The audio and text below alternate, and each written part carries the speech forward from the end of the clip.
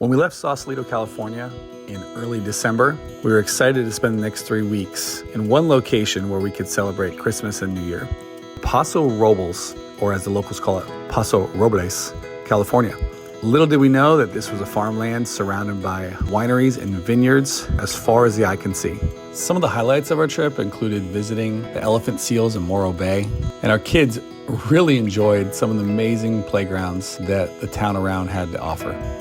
I think more than anything, having a slow Christmas that was quiet with just our family, no one around, and just a chance to take in all the memories we had this year was one of the best parts.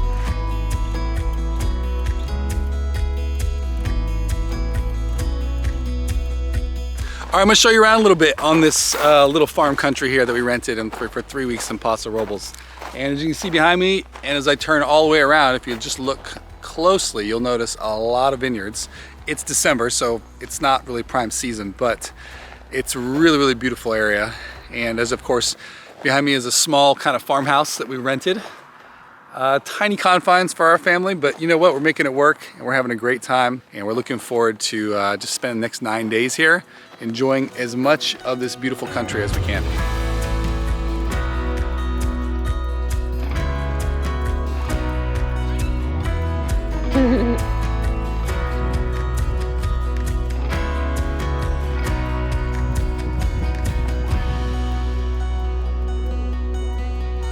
If you are a tourist and you're wondering, what does Paso Robles or even San Luis Obispo have to offer that are must-sees, I would recommend going to visit the Madonna Inn.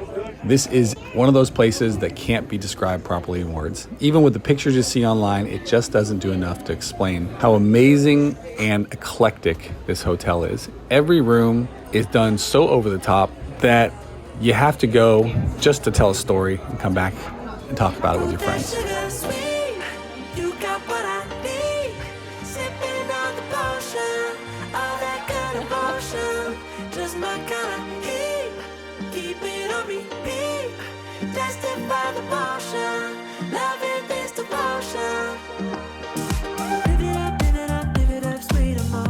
The cool part is that Paso Robles is a short drive distance from San Luis Obispo, or what people call SLO, also from Morro Bay and some other great locations. So we did what most people would do who stay in wine country, which was we spent 3 weeks traveling, visiting, and signing up for the memberships of every winery we could find.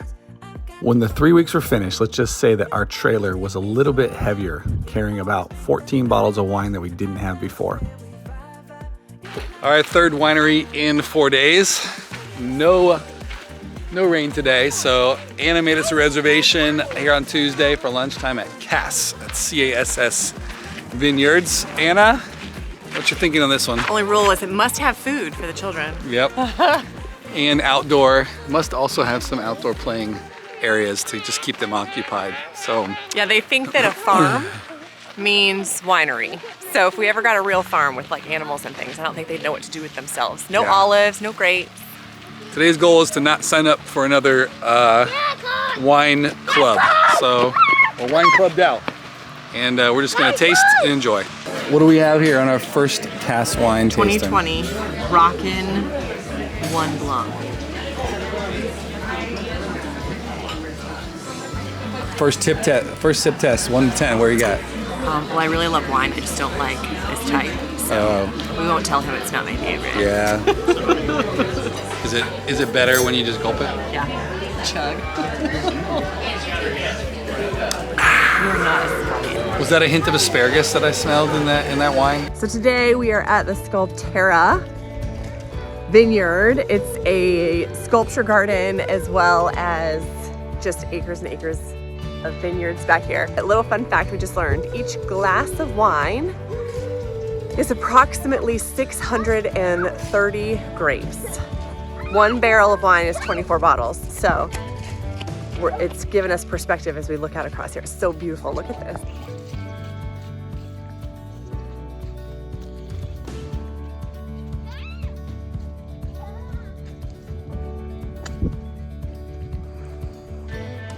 I'm losing count of the wineries now, but this one actually is a beautiful view. We had to make a long trek up the mountain to even get this one. It's called Dow.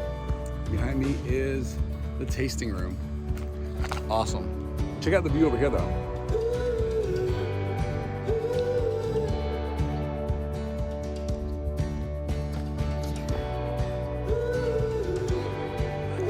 seems like Vivian is completely done with wineries. We're on 7 of them. She has decided to take a nap in this beautiful weather. But Carson, on the other hand, has had 2 steak medallions. Our kids love to say they want nothing, and then in the end, change their mind and end up eating all our steak. So the kids had places to play. We had space to roam, and it ended up being one of the most pleasant and surprising parts of our trip. I will say that if we ever go back to the area, which is Central California, I highly recommend staying in San Luis Obispo or SLO. We found it to be one of the best towns that we've stayed in overall. I will also tell you that Central California is probably one of the hidden gems that most people just don't talk about.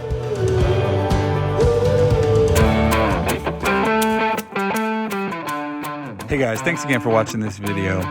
If you want to see more videos like this, go ahead and hit the like button, smash it down with a thumb, and hit the subscribe button as well, so more videos like this will pop up in your feed. We look forward to providing great content and having you enjoy the journey with us.